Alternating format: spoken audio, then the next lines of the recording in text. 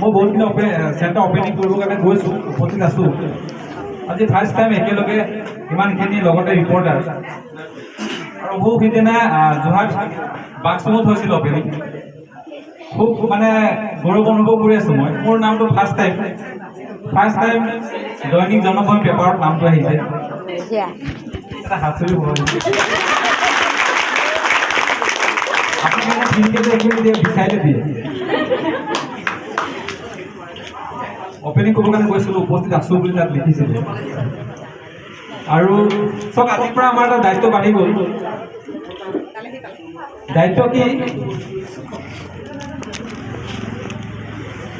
বিশেষকৈ দেৰগাঁওবাসীৰ কাৰণে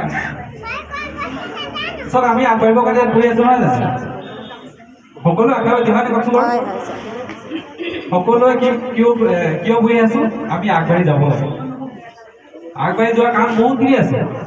আমাৰ একাউণ্টতো পইচা বাঢ়িব লাগে, আমি কওকচোন, স্বাস্থ্য ভাল হৈ থাকিব লাগে। আমি সদায় গ্ৰ' কৰি গৈ থাকিব লাগে। এটা সৰুকৈ এটা মূল মন্ত্ৰ দিব বিচাৰোঁ মই, যে আগবাঢ়ি যাবৰ কাৰণে মই কেনেকৈ আগবাঢ়ি গ'লো আজি। চাওক, আমি সকলো মন্দিৰ যাওঁ নাই, নামঘৰ যাওঁ, কিয় কাৰণে যাওঁ বাৰু? নিজৰ কল্যাণ, নিজৰ আশীৰ্বাদ পাবৰ কাৰণে, নহয় জানো?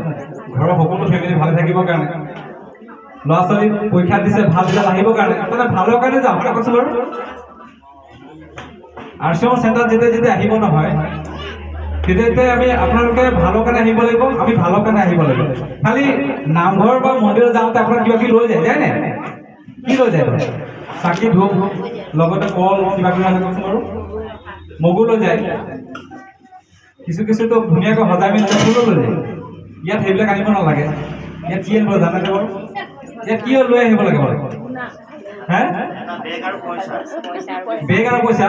বেগ আৰু পইচা নহয়, মই যিটো ক'ব গৈছোঁ সেইটো নহয়।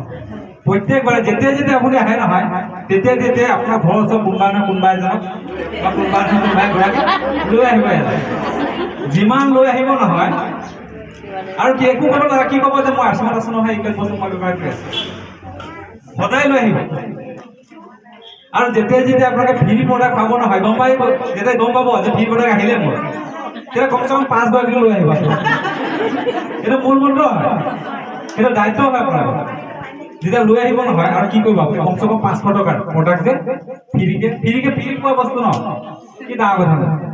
5 গৰাকীকে অলপ ভগাই দিব। কাৰোবাক চাবোন এপিচ দিব, কাৰোবাক অকণমান বডি লোচন দিব, কাৰোবাক তেল এখন দিব, কিবা যাব জানো? খুব ভাল পাব। ফ্ৰী বুলি ক'লে চবেই ইমান কি ক'ম, একদম চুঁচৰি যায়। আপোনালোকে ৰিচেণ্ট এটা ঘটনা হৈ গ'ল তিতাবৰত। কি আছিলে আপোনাৰ লাখপতি বাইদেউ যিটো আঁচনি, সেই আঁচনি ল'ব কাৰণে এগৰাকী মহিলা তাতে বাচ্চা জন্ম দিলে। চিন্তা কৰি চাওকচোন বাৰু। তাৰ স্বাস্থ্যটো পাহৰি থাকিলে যে সি কি অৱস্থাত আছে এতিয়া। আচৰিত কথা। তো আমি যেতিয়া ফ্ৰী পাম নহয়, আমি বিলাই দিম বেলেগক। চ' 13 বছৰ আগত মই অকণমান দায়িত্ব লৈছিলোঁ। বিকাশত যাম, প্ৰডাক্ট লৈ আহিম, লগতে কাৰোবাক লৈ যাম, কাৰোবাক প্ৰডাক্ট দিম। সেইবিলাক দায়িত্ব লৈ একেবাৰে জুপুৰিৰ পৰা এতিয়া 53 লাখ টকা ঘৰ বনাই আছে। চাইকেলত নাছিলে, এতিয়া কাৰ 10 লাখ টকা কাৰ লৈ আহিছে। ইমানটোৱে দায়িত্ব ল'ব লাগে। পাৰিম নাই বাৰু? ডাঙৰ কাম নেকি? চব কেইদিন পাছত আপোনাৰ সেই ইলেকশ্যন আহি আছে, চাবচোন চবেই দায়িত্ব লৈ থাকিব। কোনোবা কংগ্ৰেছৰ দায়িত্ব ল'ব, হয় কওকচোন বাৰু, কোনোবা বিজেপি দায়িত্ব ল'ব, যাবই মানে কোনো কথাই নাই। আৰু যিমানে আছে কিবা হওক, কোনোবা বিধায়ক যেতিয়া অহাৰ যদি কথা থাকে নহয়, তাত উপস্থিত থাকিবই।